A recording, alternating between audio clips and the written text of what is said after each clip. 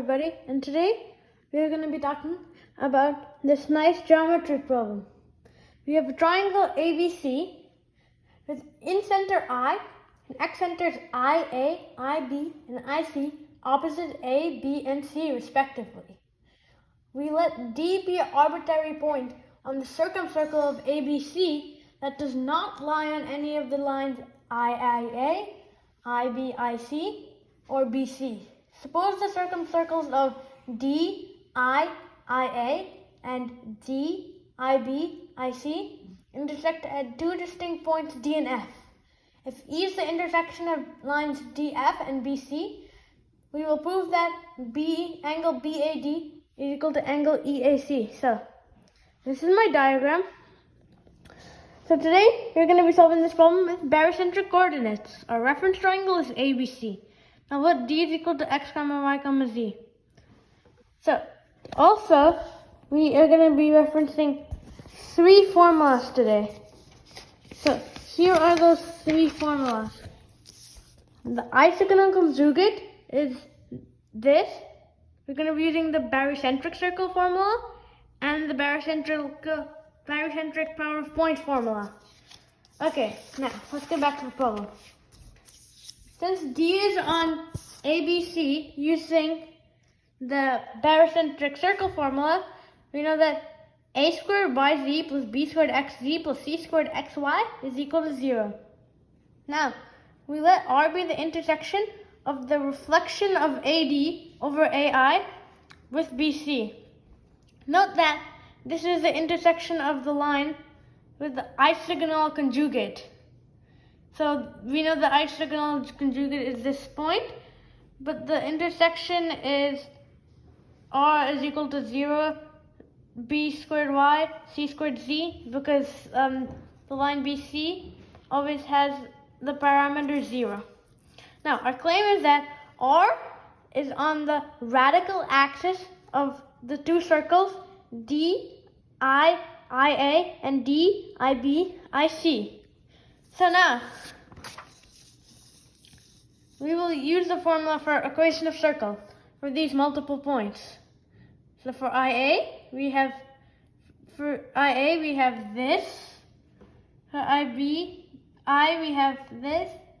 And by the way, U1, V1, and W1 are the parameters we're using for the points on the circle of D, I, IA, and then U1, U2, V2, and W2 are the parameters we are using for the circumcircle of D, IB, IC. So right now you see IA's circle formula, the point I circle formula, the point D circle formula, the point IB circle formula, the point IC circle formula, and the point D circle formula. We see two D circle formulas because there are two circles. So the first D is with reference to the circumcircle of D, I, IA, and the second D is with reference to the circumcircle of D, IC, IB. So now we have this nice simplification. For IA, we have a squared bc minus a b squared c minus abc squared is equal to abc times a minus b minus c. So we can divide both sides by negative a plus b plus c. And we're dividing both sides in this equation here by negative a plus b plus c. So we get negative abc is equal to negative u1a plus v1b plus w1c. Now, I did similar factorizations for the other points, so you can pause the video if you want to see these similar factorizations, and I'm just going to quickly go over them so you can see. Now we have these equations, right? And these are our equations. So we rewrite these equations as follows. So these are the 6 equations. So, note that subtracting 2 and 1 gives us 2abc is equal to 2u1a. So, abc is equal to u1a and u1 is equal to bc. Now if we add equations 4 and 5, we get negative 2abc is equal to 2u2a. So negative abc is equal to u2a and u2 is equal to negative bc. So we can now restate these equations by using the values that we just found of u1, u2. So now we just have these equations. We have a ton of useless equations. For example, we have v1b plus w1c is equal to 0 stated twice. So on the next page, we're going to get rid of those redundants. Okay, so here are what the new equations look like. So now from these, we look and we see that there is only one possible solution, namely this solution that I just for v1, w1, v2, w2. And now, sure, we don't really need to do a lot of algebra calculations to find these solutions. We just know that if we can find one pair of solution and it's the only one, then we are done. We can manually check that this works with those equations, but I'm not going to do that because that's just a simple algebraic exercise. Now, we will use the barocentric power of point formula. So we want to prove that u1 times 0 plus v1 times v squared divided by y plus w1 times c squared divided by z is equal to u2 times 0 plus v2 times b squared divided by y plus w squared times c squared divided by z.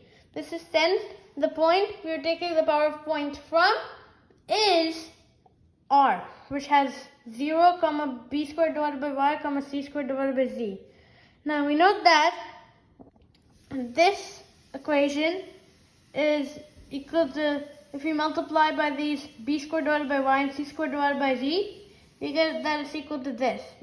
Now taking common denominator, we get this. So we can factorize as so. We can take xb squared c squared out and get xb squared c squared times bz minus cy divided by yz times bz minus cy, which is equal to xb squared c squared divided by yz.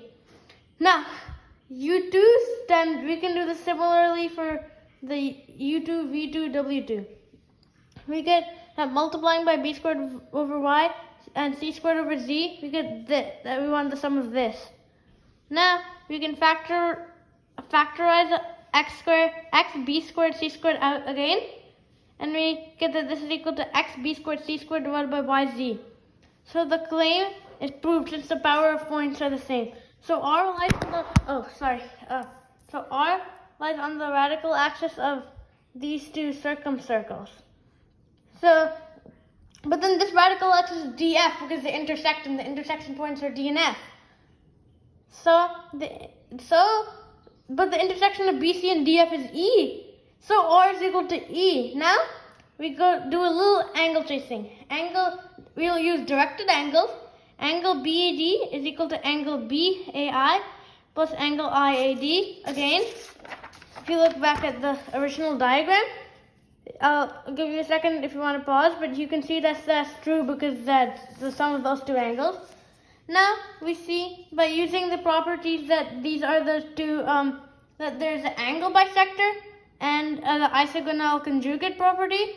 We see that these two angles are equal to the sum of those two angles are equal to the sum of these two angles, which we can see from the diagram is that should be R. Sorry, is R AC. So this should be R, which is equal to EAC because we know R is equal to E. So we know that BAD is equal to EAC as desired, and we are done with this tough Olympiad problem.